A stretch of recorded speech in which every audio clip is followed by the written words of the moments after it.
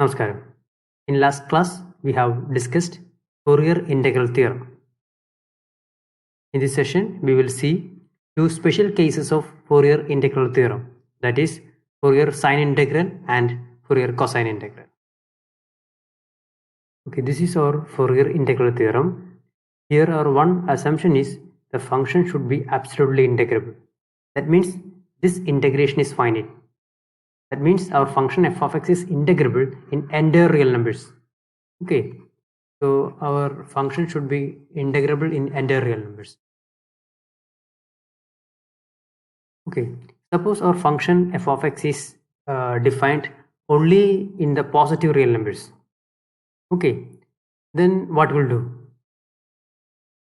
To apply this Fourier integral theorem, function should be defined in entire real numbers. So for applying this result, we have to extend this function to entire real numbers.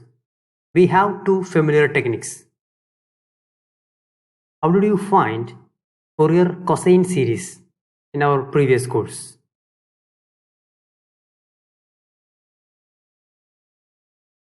Yes, as you all know, we extend this function f of x as new function capital F of x such that this new function is even. Okay, you can easily verify that this is even. We have already seen these concepts in Fourier series. Okay, anyway, the new function capital F of x is defined in the entire real numbers, or it is absolutely integrable in entire real number. So next we are going to apply our Fourier integral theorem on this capital F of x. Okay, so what about a omega and b omega corresponding to this f of x? The formula become 1 by pi integral minus n into plus infinity. Instead of small f of x, we use capital F of x because capital F of x is defined in entire real numbers. Okay, and also we assume that this capital F of x satisfies all the conditions in theorem 1. Okay, so anyway, this is our a omega and this is our b omega. Then what about this integral? Here we know that, now we know that this capital F of x is even. Okay, and so this function is even, and we know that sine is odd function, so even into odd, that is again odd. Okay, so this entire function is odd and integrand is of the form some minus a to plus a. So what about this integral? Yes, this is equal to 0. So b omega becomes 0. And similarly, what about a omega? Yes, this is even, this also even. So product of even two even functions again even. So this is integral minus a to plus a form.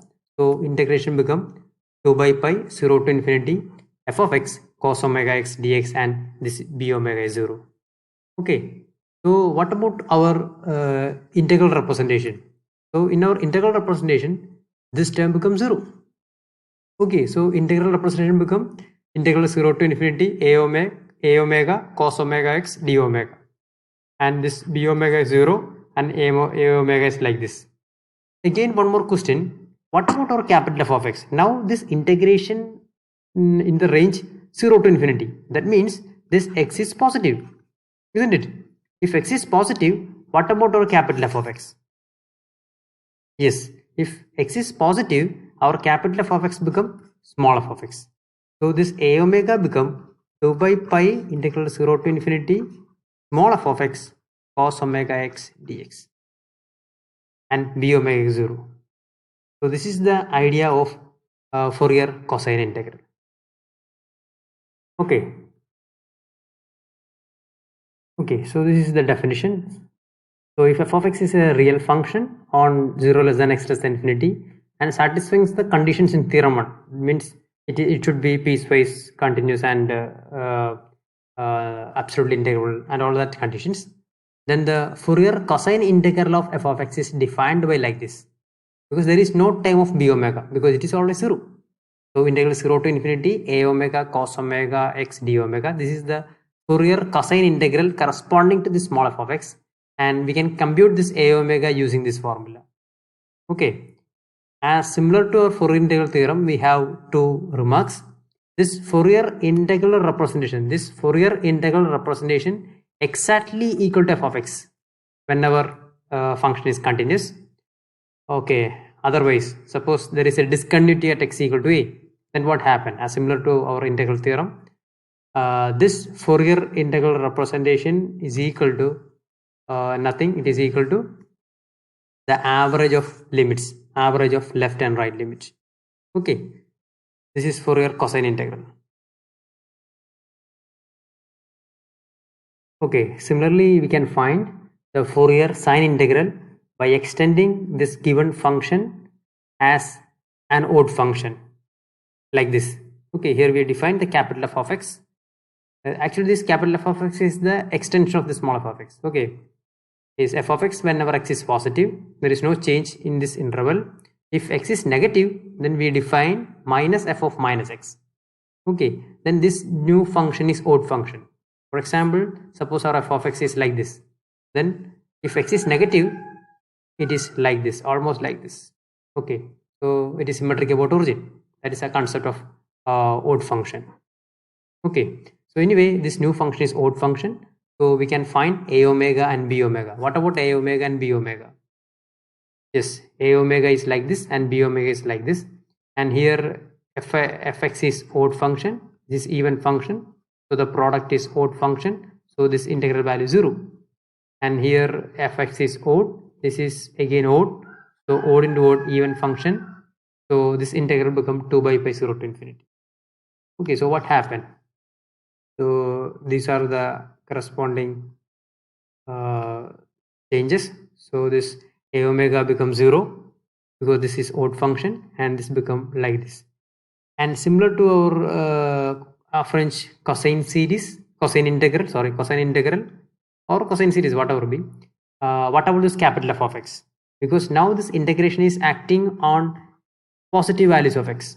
Okay, so for positive values of x, our capital F of x is same as small f of x. So we can replace this by 2 by pi integral 0 to infinity small f of x sine omega x dx, isn't it? So what about our Fourier sine integral? Fourier sine integral contains only this term. Now this term. So b omega is like this. Okay, so this is the formal definition of Fourier sine integral and its remark. So this is the Fourier sine integral of this function, and we can compute b omega using this formula. And we have two remarks. Fourier sine integral is same as f of x if it is continuous, otherwise we have to take the average. Okay, first problem. Find the Fourier cosine integral of f of x is equal to e raised to minus kx, where x is positive and k is also positive. This k is a constant, but that constant is positive. That's okay. Hence evaluate this integral 0 to infinity cos omega x by k square plus omega square d omega. Okay, so to find Fourier cosine integral, first we have to find this a omega using this formula. Then just plug in this a omega in this formula. That gives a Fourier cosine integral. Okay, so first we have to compute this a omega. So a omega become 2 by pi 0 to infinity, or f of x is e raised to minus kx into cos omega x dx. Okay, now this integral is of the form integral e raised to ax into cos bx form. Okay, so what is the value of this integral? This is nothing, e raised to ax by a square plus b square into a cos bx plus b sin bx. Okay, so you can directly apply this formula to this integral. Only difference here, instead of a, here minus k, and instead of b, here omega. Okay, so by applying this formula to this integral, what happened? This become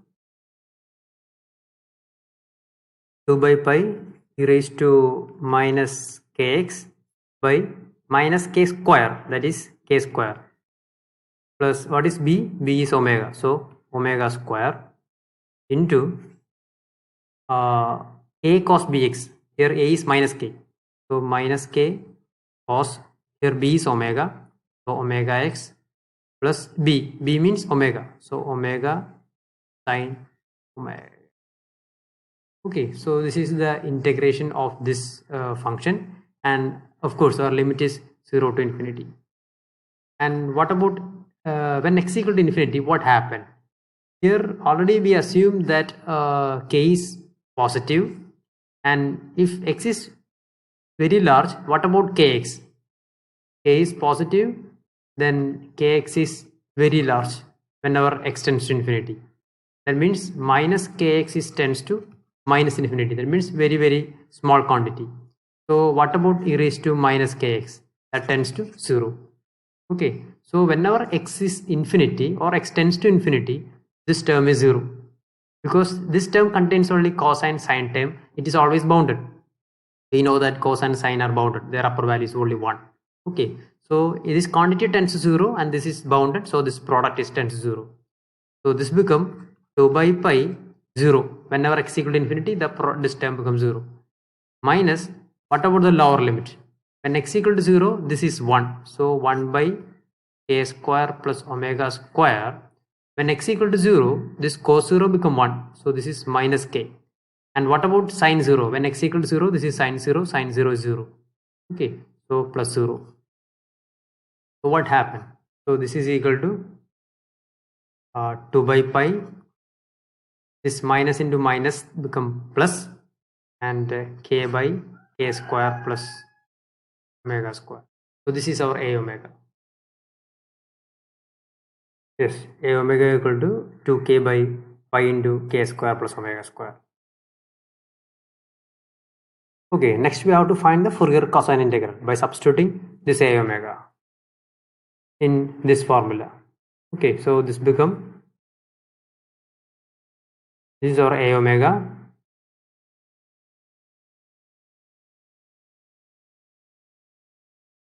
into cos omega x d omega.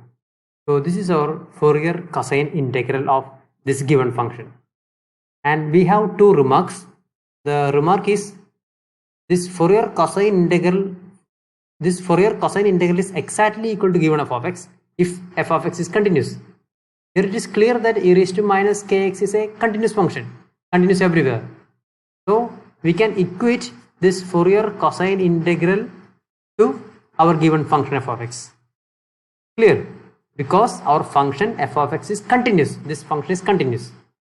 So you can equate this integral representation equal to e raised to minus kx. So this become, okay, so our left hand side become like this 2k by pi. Okay, we can take this 2k by pi outside because this integration is with respect to omega. So you can take, we can treat 2k by pi as a constant, so we can take outside. So 2k by pi integral 0 to infinity cos omega x by k square plus omega square d omega equal to f of x. What is our f of x? E raised to minus kx, and this is true for all k greater than 0. Okay, and we have to find this integral 0 to infinity cos omega x by k square plus omega square d omega. That is very easy. By taking this quantity to right side, we get the required integral. So what happened? So this become like this. So 0 to infinity cos omega x by k square plus omega square d omega equal to pi by 2k into e raised to minus kx. Okay, so this is the final answer. Clear?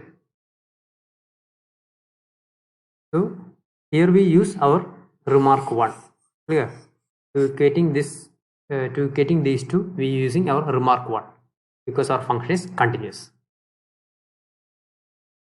Okay, next problem. Find the Fourier sine integral of e raised to minus kx, or same function, and k is positive. Hence evaluate integral 0 to infinity omega sine omega x by k square plus omega square d omega. Okay, so first we have to compute the Fourier sine integral. Okay, so to evaluate this integral, we have to compute b omega using this formula. Then just substitute this b omega in this integral. That is our Fourier sine integral. Okay. So b omega become 2 by pi 0 to infinity f of x. That is e raised to minus kx sine omega x dx. We can use this formula for evaluating this integral. All the difference here, instead of a, this become minus k, instead of b, here omega. Okay, so this integral become, okay, then next we have to apply upper limit and lower limit. As similar to the previous problem, when x equal to infinity and k is already positive, so this quantity is 0. Okay, so this become 2 by pi 0 minus, whenever x equal to 0, this become 1 by k square plus omega square into sin 0 is 0, so this term is 0 minus cos 0 is 1, so omega. Okay, so upon simplification, this become 2 by pi minus into minus plus, so omega by k square plus omega square. So this is our b omega. Okay, this is our b omega. Okay, this is our Fourier sine integral. So this become, what is our b omega? B omega is 2 omega by pi into k square plus omega square. Substitute here. So this is our Fourier sine integral representation of given function. As similar to the previous case, we know that this function f of x is continuous. So we know that a function is continuous, then Fourier sine integral is exactly equal to our function if it is continuous. That is our remark 1. So next we are going to apply this remark 1 on this function. So what happened? So this become, okay, so what is our Fourier sine integral? Here 2 by pi is constant with respect to omega, so we can take outside. So 2 by pi 0 to infinity, the numerator become omega sine omega x by k square plus omega square d omega. That is equal to our function itself, because our function is continuous. So our function is e raised to minus kx. Okay, anyway, we have to find this integral. So the required integral is equal to, you simply take this 2 pi by to right side. So what happened? So this integral equal to pi by 2 into e raised to minus kx. Okay. So this integral is equal this, so this integral is equal to pi by 2 into e raised to minus kx. X is positive and k is positive. Okay. And these two integrals, the two integrals involved in the problem 1 and 2, they are called Laplace integrals. This is your homework. Thank you.